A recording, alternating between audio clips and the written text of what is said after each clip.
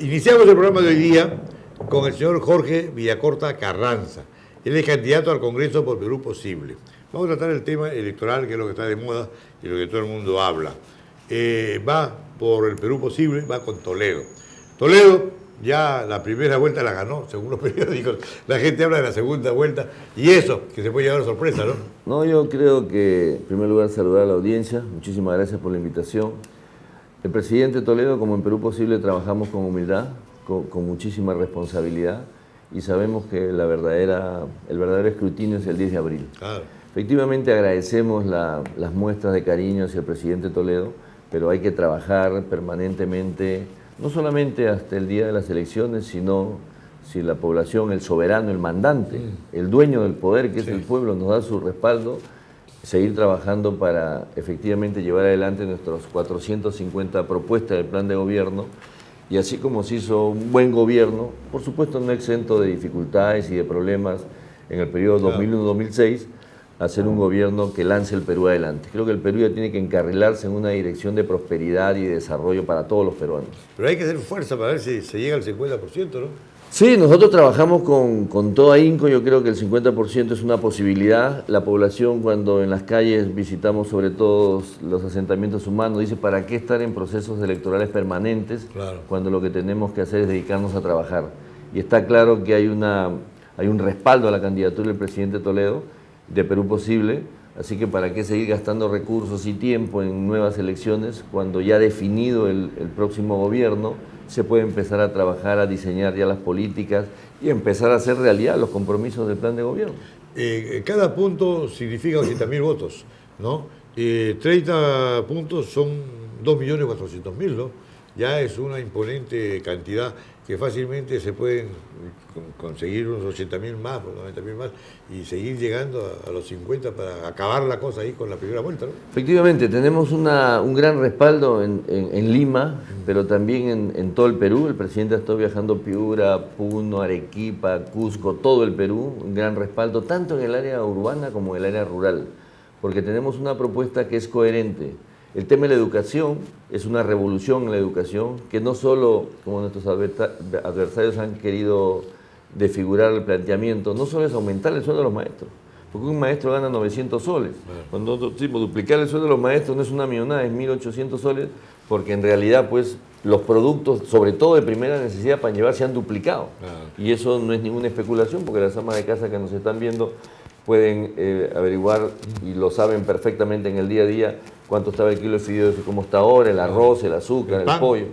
El pan, efectivamente, el pan está en el doble, pero el pollo también. Nosotros lo dejamos en 3 soles, está en 6 soles, el arroz lo dejamos creo que en 1 sol. Pero el pollo y los otros productos suben y bajan, suben y se acomodan. El pan subió y se quedó. Se quedó así. Son 20 centavos. Pero también, por ejemplo, en el primer gobierno nosotros llamamos el Fondo de Estabilización para el Petróleo. Cuando suben los precios, el precio del petróleo, pero cuando baja, entonces mantienes el mismo precio para hacer un fondo. Entonces cuando sube, con ese fondo estabiliza el precio. Igual se puede hacer con el trigo. Ese es un planteamiento que está justo en nuestro plan de gobierno y que el presidente Toledo lo ha hecho público.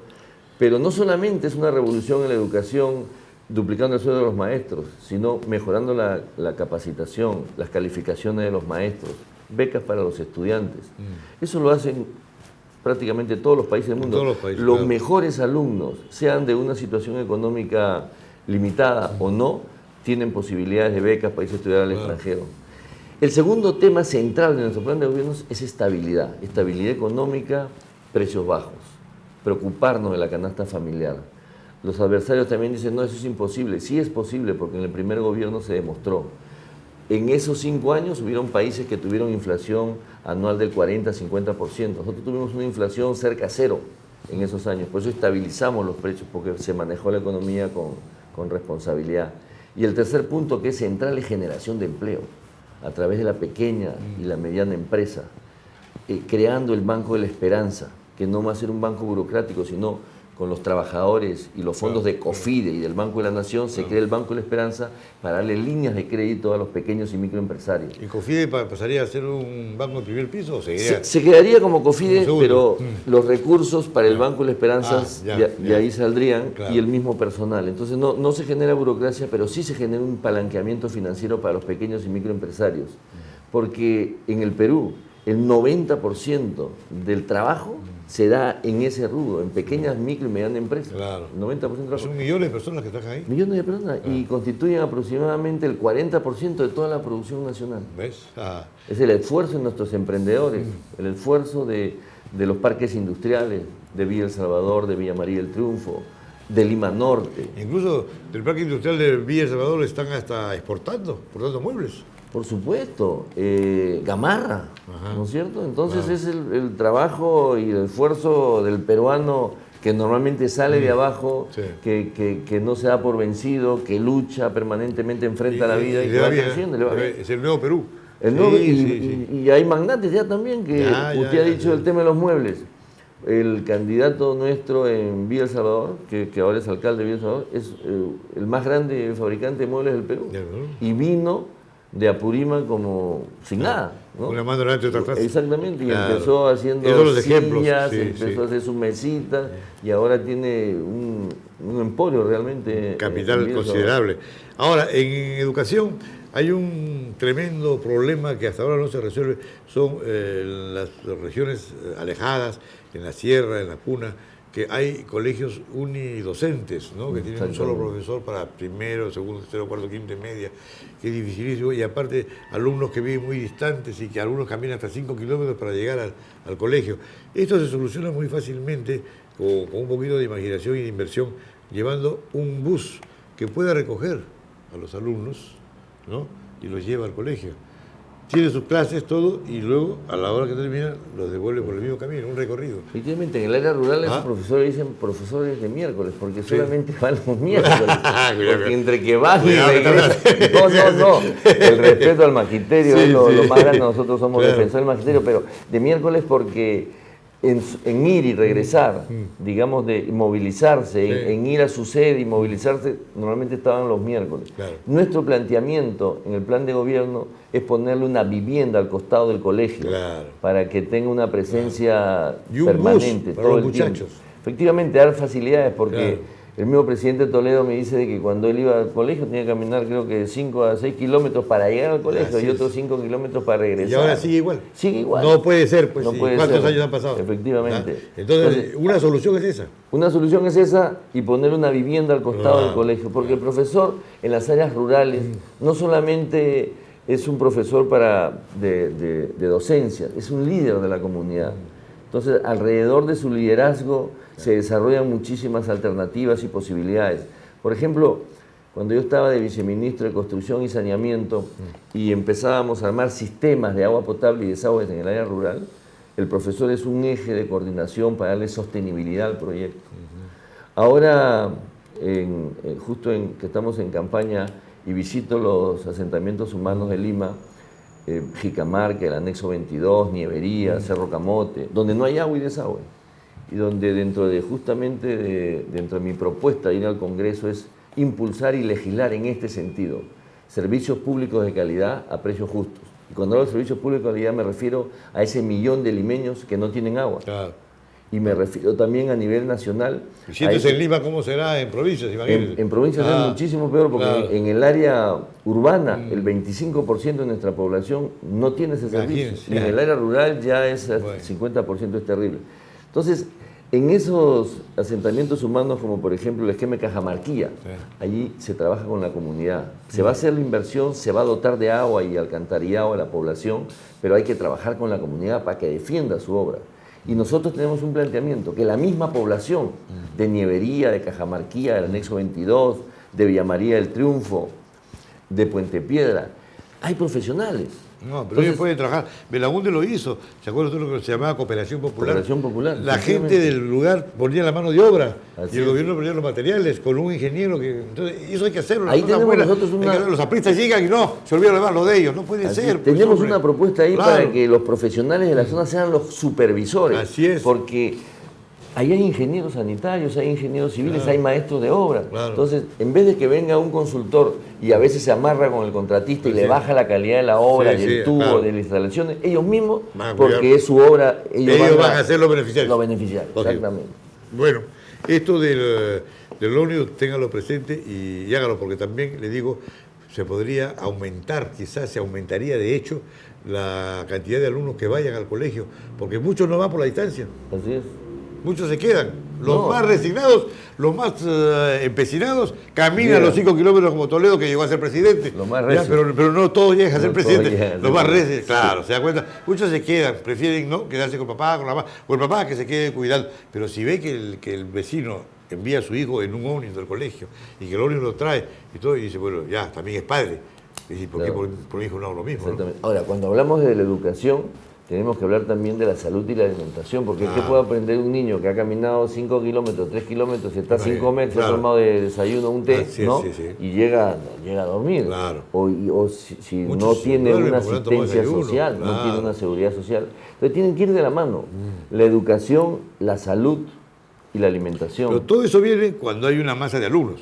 Claro. ¿De qué salud habla usted si no hay alumnos, si hay 2 o 3? ¿De qué educación habla con un profesor para 5 años? Oye, usted es un topo de pelo. Es simplemente decir, yo fui al colegio. Pero y ese es parte del problema de la migración hacia Lima. Y entonces se abandonan, digamos...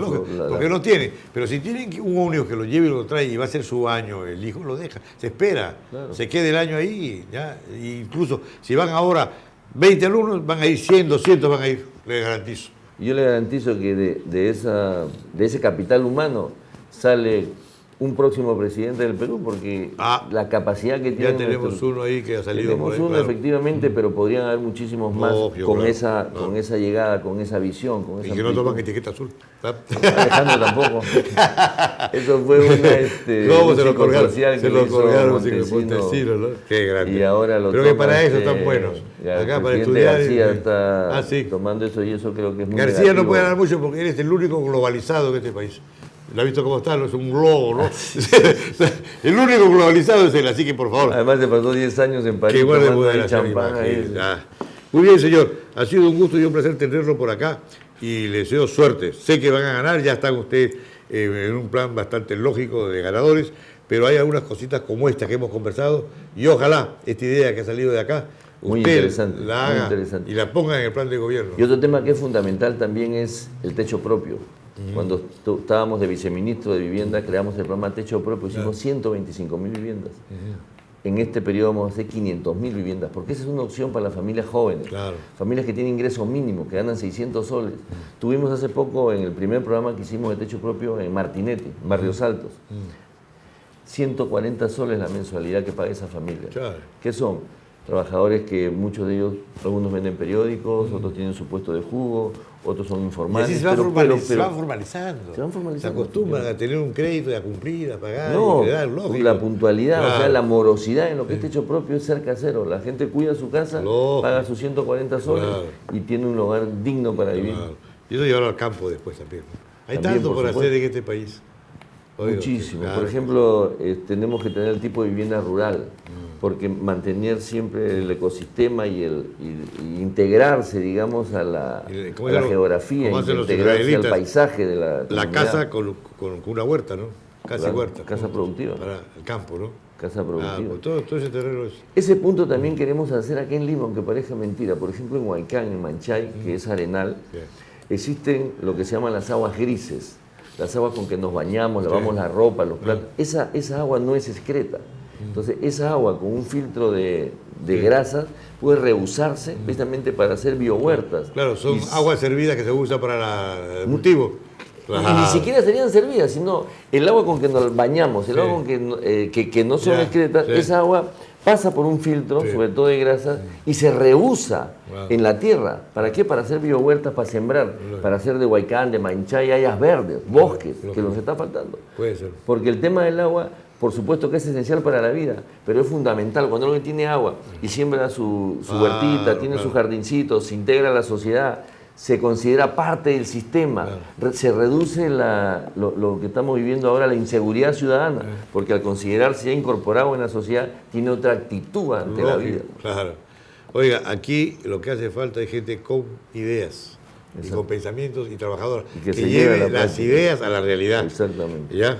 y comencemos por el lado de educación, que es perfecto, el motor del desarrollo. Y es nuestro eje en el plan de gobierno. Encantado pues de haberlo conocido. Gracias. Usted va al Congreso. Voy al Congreso por Voy a votar por usted, a pesar que el voto es secreto. Por Perú Posible. No, votaré porque usted es un hombre de ideas y que piensa hacer por el pueblo muchas cosas que son necesarias. Fundamentales. Y ya trabajó en eso, ya hay una experiencia. Hay una experiencia. Tiene usted un cartel.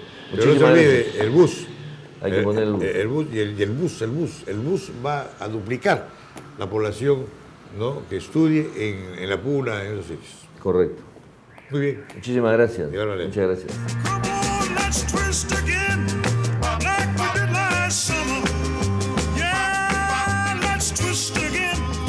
Te levantas para lograr tus metas, para construir tu futuro, para ser exitoso. En la Universidad Alas Peruanas te formamos para que logres todos tus objetivos con moderna infraestructura, docentes de primer nivel y clases teórico-prácticas en las que vivirás desde el inicio tu profesión. Vive tu profesión, vive tu vocación, vívela en la UAP. Y en este 2011 lanzamos una nueva carrera, Medicina Humana. Infórmate en www.uap.edu.pe.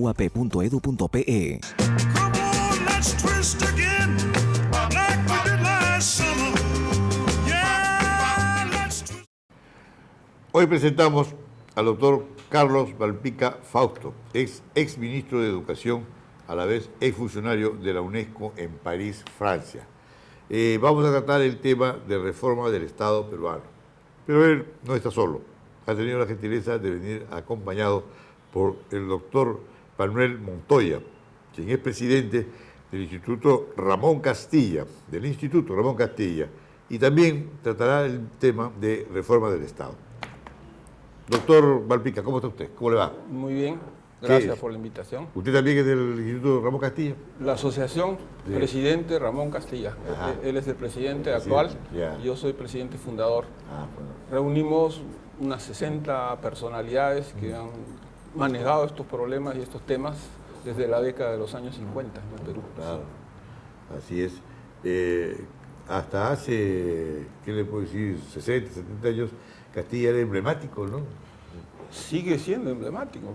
Está un poco olvidado. Los colegas que trabajan los temas de la historia del Perú cada día nos sorprenden, ¿no?, por el papel pionero que él ha desarrollado y cumplido en materia de relaciones internacionales, por ejemplo, de fomento y defensa de la soberanía nacional.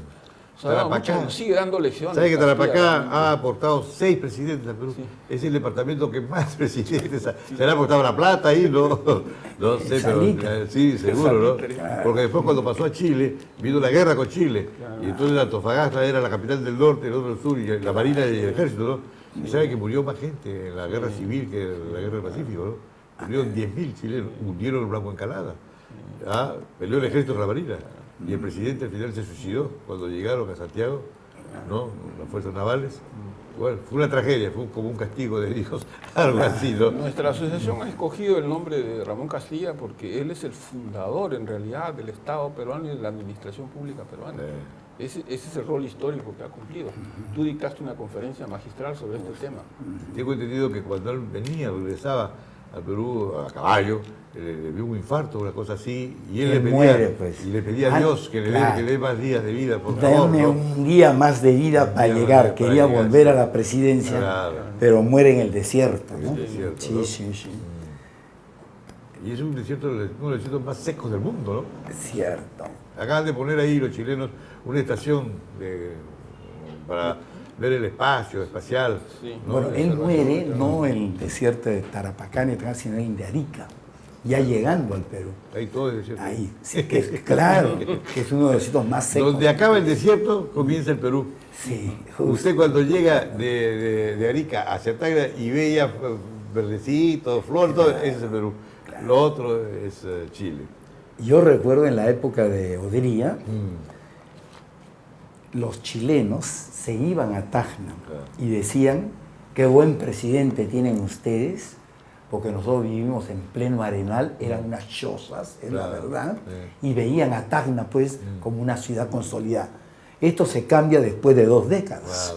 Y Arica insurge. Pero con plata peruana, porque es en Puerto Libre Arica, claro, y todos los peruanos iban a comprar Arica. Justo, ¿no? Claro. Justo. Bueno, ellos tienen buena inteligencia, felizmente. Hay un proverbio muy antiguo que dice que Chile es un país muy pobre, pero con gente de primera. Y el Perú es un país muy rico, pero con gente ya lo dejamos para otra reunión. El día que nos pongamos de acuerdo, trabajemos como un solo equipo. Será la cosa no diferente. No, y el día que marchemos mano a mano con Chile también, porque ya es tiempo de olvidar las ofensas y todo, no podemos vivir con ese rencor permanente. Somos vecinos. Ya, y lo que hizo Francia y Alemania claro. Es un ejemplo universal. Ya, y hoy día manejan el mundo y economía brillante, ¿no? Y el dólar está que se araña porque el rublo, ¿cómo se llama? El euro no lo pase, ¿no? Y los chinos también están dando empujantemente, ¿no? Bueno, en fin, vamos a hablar del Perú. ¿Qué cosa es la reforma? ¿Qué pretenden ustedes? ¿Qué plantean? A ver.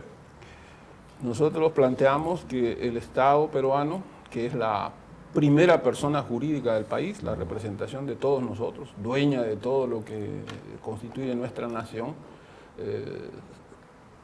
esa representación, esa autoridad y esa responsabilidad la ejerce el gobierno. Es el gobierno el que asume los poderes del Estado. ¿Y por qué? Por delegación del pueblo, que detenta la soberanía, por un mandato. Lo que pasa es que nosotros en nuestras discusiones siempre decimos, a veces la expresión mandatario suena como es el mandamás, y en realidad es el que tiene un mandato nada más para hacer ciertas cosas, ¿no? Y la administración viene a ser la herramienta, el conjunto de instituciones que maneja procesos, recursos públicos, ¿no? No hay una división bien clara y esa es una de las principales preocupaciones de nuestra asociación, esclarecer hasta dónde llega el concepto del Estado-Nación, que ahora tiene la dimensión del Estado globalizado, el Perú está globalizado. Luego tenemos el concepto de nación, de pueblo, de gobierno y de administración. Entonces, por ejemplo, tenemos actualmente un presidente que es presidente del Poder Ejecutivo, ¿no? Y es jefe del Estado y es jefe de las Fuerzas Armadas. No hay límites precisos, ¿no? Sí. Y eso se tiene que esclarecer en la Constitución, evidentemente. Como que hay política de Estado y hay política de gobierno. Claro. Lógico, ¿no? Entonces, a corto plazo son del gobierno y la política de Estado es una cosa a largo plazo, ¿no? Sí. Ahora, de lo globalizado que decía usted, yo creo que el primero que se ha globalizado acá es el presidente. O está hecho un globo, ¿no? Está globalizado, está... Pero en eso de reforma del Estado, que es la pregunta que usted ha hecho, yo creo que debemos definir qué entendemos por el Estado y qué entendemos por reforma. El Estado, la definición clásica es la institución política, jurídica de la nación, ¿no? Que una sociedad decide en un momento histórico darse como organización. El Estado posee su territorio, población y gobierno. Entonces, ese Estado es lógico que vaya cambiando por las demandas, tanto internas como externas, en un mundo globalizado, a cada momento. Hace 20 años, 30 años no teníamos los problemas de ecología, medio ambiente, y hoy día es un problema de Estado. Hace 20 años no teníamos otro tipo de problemas como porque vienen del exterior. Demanda, por ejemplo, narcotráfico, terrorismo, que la organización del crimen organizado. Esas son demandas de exterior dentro del mundo globalizado. Y demandas internas tenemos la pobreza, la exclusión, la falta de universalización de los servicios sociales básicos como educación, salud, justicia, seguridad. La educación, en lugar de ser un elemento que permita igualación de oportunidades a todos, se vuelve un elemento de discriminación. Claro. De discriminación. Incluso comienzan en épocas distintas, los colegios nacionales y los colegios particulares. Los particulares comienzan el 1 de marzo, otros comienzan en abril. No, y la calidad, los contenidos curriculares, la calidad de los catedráticos. En el interior del país, muchos colegios solamente tienen un profesor, unidocentes, y que dan todas las cátedras. Sí. Y con una infraestructura, imagínense la calidad, que un profesor tenga ese conocimiento es casi imposible. Pero fuera de eso, aunado a la calidad de la infraestructura, eso aunado a la distancia. Yo he hecho el proyecto educativo regional de Huancavelica por la cooperación económica europea. Los alumnos tienen que caminar 5 kilómetros antes de llegar a la escuela y cuando llegan el profesor no llega, porque no llega toda la semana, sino digamos 2 días, 3 días. Qué horrible.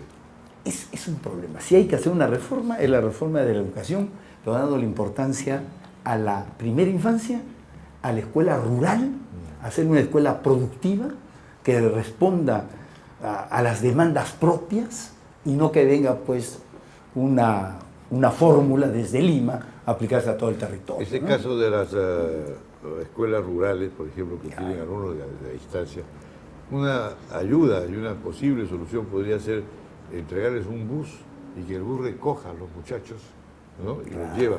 Y a la hora que termine el colegio los reparte de nuevo. En las zonas rurales. En las zonas rurales. Pero no se olvide que las zonas rurales a veces no tienen caminos, ¿no? Simplemente no, es que la verdad es esa, ¿no? Pero ahora hay tecnologías, ¿no? De comunicación, y en algunos países se está ensayando que el niño no tiene que ir toda la semana a la escuela, por ejemplo, sino 1 o 2 veces, ¿no? Quedarse en un pequeño internado y comida. No, ahora hay nuevas. Internet ahora tienen un acceso. O sea, ya esa es la gran revolución. El paradigma de que el maestro sabe, el alumno no sabe, y el maestro le vacía el conocimiento al alumno y ya perdió. Si hoy los niños saben más que el profesor, porque entran más fácilmente. Ese fenómeno. Oiga, me acabo de tener esta un artículo para la revista de que la BBC de Londres ha cancelado todos sus programas en lenguas extranjeras, porque dice que con internet ya no tiene, ya español ya no hay más, ¿no? Por internet, todo el mundo entra muy sale por internet y se acabó. Y lo que ella dice ya no interesa, la gente no escucha, ¿no? En fin, es vital. Usted entra en internet y hay muchos noticieros que están grabados, ya uno no lee los grabados, ve lo que está saliendo online, directo, se entera uno antes que nadie. Así es. Ahora, pero siempre los periódicos mantendrán cierta posición, porque la noticia tiene 3 partes. Sí. La primera es la de la televisión que informa lo que pasó. La segunda es la radio, que ya llega con más condimentos, que ya averiguó, ya sabe. Y la tercera era el periódico, que sale al día siguiente, pero ya sale con toda la información completa. ¿No? O sea que la cosa no es tan como se ve. De arranque hay que darle un poquito más de empuje. Ahora tenemos las redes sociales, que son instantáneas y masivas, ¿no? Y que ahora los políticos la están utilizando como herramienta electoral. ¿Y por qué dice sociales? Si, oye, usted se dice su vida. Con cebolla, de todo, ¿no? Bueno, dígame, señor Sarabia, dentro de esa pregunta que ha hecho, nosotros hemos definido el Estado en la forma tradicional, pero el Estado cambia su organización, pero la organización del Estado no solo se limita al aparato estatal, que muchas veces uno confunde. Reforma del Estado es el Ejecutivo. Sí. Gran error, porque el gobierno es tanto el legislativo, ejecutivo, como judicial. Segundo, reformar el Estado con una visión más amplia. ¿Qué cosa es el Estado? Es la institución. ¿Qué cosa es una institución? Es el conjunto de reglas y normas que rigen las relaciones económicas, políticas, sociales, culturales. Entonces, cuando hablamos de una reforma del Estado, es por eso que hablamos también de una reforma educativa. Lógico. Porque la gente podría decir, pero eso no es el Estado, se está usted refiriendo al aparato estatal. Entonces, también dentro de esto de la reforma del Estado, nosotros propugnamos un Estado no solo subsidiario, sino un Estado promotor del desarrollo, un Estado que norme, que regule, pero sobre todo promotor del desarrollo. Claro. Para lo cual tenemos forzosamente que cambiar algunos artículos de la Constitución, devolverle la capacidad soberana a ese Estado sobre los recursos naturales. Claro. Que usted sabe que en este momento los recursos naturales ya no son propiedad del Estado, sino de la transnacional que ha invertido. Es por eso que no podemos establecer una política energética, de seguridad energética, porque las transnacionales prefieren venderle a Chile, México el gas, y no invertirlas en petroquímica, o sea, no crear mercados internos. No le interesa otra cosa sino ganar dinero nada más. Entonces, claro, o sea, hablar de reforma del Estado es hablar no solamente del aparato político, sino de lo económico, de lo político, un nuevo tipo de gobierno que dé confianza. La gente no tiene confianza en el sistema político en general, y un país que no tiene confianza no tiene base segura para el desarrollo. Está desacreditado. Ahora, la reforma tiene que comprender la educación, porque la educación es el verdadero motor del desarrollo. La columna vertebral del proyecto nacional. En el acuerdo nacional hay el germen de un proyecto nacional y el germen de un nuevo ordenamiento constitucional también, por un acuerdo político. Hay que volver al origen. ¿Por qué nace el Estado? Nace justamente al servicio de la ciudadanía. Y no es como dice la Constitución actual, que el poder emana del pueblo, ¿no? El poder reside en el pueblo. Reside, claro. Y él, cuando vota, no está dando un cheque en blanco. Y no es que emana. Están mandatando para que se cumpla. Emanar se sale, no, a otro. No. Sí, sigue residiendo. En nuestro modelo de propuesta de reforma del Estado, nosotros subrayamos eso, ¿no? Una reforma de la administración no diseñada de la ventanilla hacia adentro, sino de afuera de la ventanilla, porque la razón de ser es el ciudadano. A partir de las demandas del ciudadano. Es por eso que queremos un Necesidades Estado básicas, al por ejemplo. servicio del ciudadano, eficiente, eficaz, etc. ¿Tienen ustedes previsto hacer alguna reunión, algún simposio, algo sobre esto? Sí. Invitar a los candidatos, por ejemplo. Sí, Sí. lo hemos hecho y estamos organizando uno nuevo. Justo. Ayer justo hemos tenido una reunión, porque trabajamos en forma descentralizada por grupos de trabajo. Ayer hemos tenido una reunión preparando el simposio, el segundo simposio de partidos políticos. Esto va a ser después de las elecciones. Estamos esperando qué partidos, qué movimientos regionales tienen presencia en el Congreso.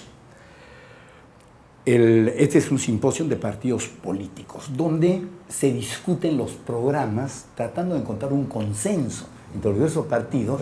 ¿Para qué? Porque como ningún partido va a tener mayoría en el Congreso, van a tener necesidad de hacer alianzas. Entonces, que haya una alianza en función de unos puntos clave. Tiene que haber consenso. Tiene que haber consenso. Porque nadie dueña la verdad. Y algunos partidos van a desaparecer. Y van a desaparecer. Nosotros ya habíamos previsto. Gracias a Dios. Gracias a Dios. Cuando organizamos la Carema 2009, y aquí el presidente le hace entrega de la memoria, el libro de memoria. Es el primer Carema que hicimos. Carema es Conferencia Anual de Reforma del Estado y Modernización de la Administración Pública. En este primer Carema se vio reforma del Estado y Constitución, descentralización y función pública. En el segundo Carema que hemos hecho, que ha sido el 2010, hemos visto Estado-Nación y globalización, hemos visto descentralización desde una perspectiva de desarrollo territorial, hemos visto corrupción e impunidad, y el último punto, ciencia y tecnología aplicado al desarrollo y hacer un Estado al servicio del ciudadano. Quiero hacerle entrega, amigos Arabia, primero por mis felicitaciones por este programa, que es muy visto por toda la audiencia peruana, gracias a su simpatía y la forma como lleva el programa. Quiero hacer entrega de este primer Carema, para que yo estoy seguro que va a estar en muy buenas manos, porque esto es necesario que la ciudadanía conozca que hay una asociación civil, presidente Ramón Castilla, que se encarga de la reforma del Estado. Por otro lado, aquí le entrego ese de Carema, del simposio, del primer simposio, la reforma del Estado y modernización de la administración pública, donde participaron partidos políticos y movimientos sociales. También le entrego gracias. Y este es el póster de la conferencia Carema 2010 que hicimos en diciembre. El libro Memoria está se hizo en diciembre. La próxima Carema va a ser ya la estamos preparando. Carema siempre es en todos diciembre. Los años. Diciembre. Acabamos de hacer el segundo Carema. El tercer Carema va a ser en diciembre. Ahora, en este Carema segundo,